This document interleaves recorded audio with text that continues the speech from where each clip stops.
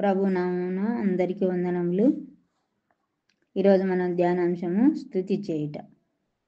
మనము స్తుతించడానికి జీవిస్తాము. నీతిమంతులారా, యెహోవాను బట్టి ఆనందగానం చేయుడి. స్తుతి చేయుట యథార్థవంతులకు శుభస్కరము. సితారాతో యెహోవాను స్తుతించుడి. 10 తంతుల స్వరమండలముతో ఆయనను స్తుతించుడి.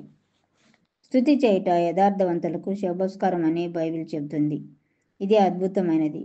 స్తుతి మన రాజ్యం యొక్క ఆచారానికి అనుగుణంగా ఉన్నాయని లేదా దానికి తగినదని అర్థం. మేము స్తుతించడానికి జీవిస్తాము.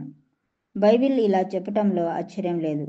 ప్రతి విషయం నందును కృతజ్ఞతాస్తులు చెల్లించుడి. ఇలాగు చేయుట యేసుక్రీస్తు నందు మీ విషయములలో దేవుని చిత్తము.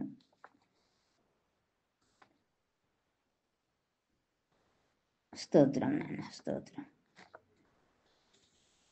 స్తోత్రం స్తోత్రం స్తోత్రం స్తోత్రం స్తోత్రం స్తోత్రం స్తోత్రం నాయన.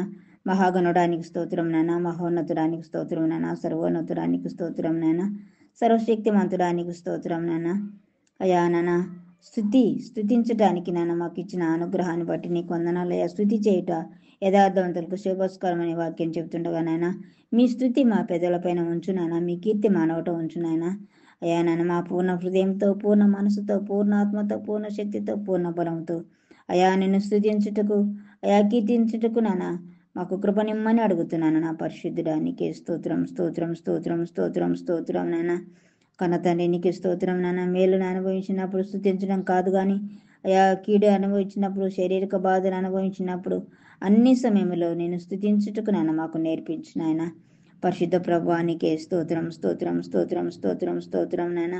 యోబు ఎలాగైతే యెహోవా ఇచ్చినో యెహోవా తీసుకున్నాను ఆయనకే స్తుతి కలుగును గాక అని చెప్పినట్లు ప్రభా, అన్ని విషయములలో అన్ని సమయములలో నిన్ను స్తుతించుటకు, కీర్తించుటకు నాయన మా అందరికి నీ శక్తిని, బలాన్ని ప్రసాదించమని అడుగుతున్నాను నా పరిశుద్ధ తండ్రి. నీకే వందనాలు, స్తుతులు, స్తోత్రములు నాయన.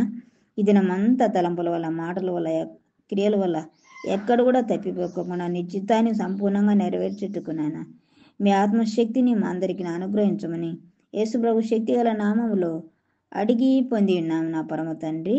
ఆమెన్.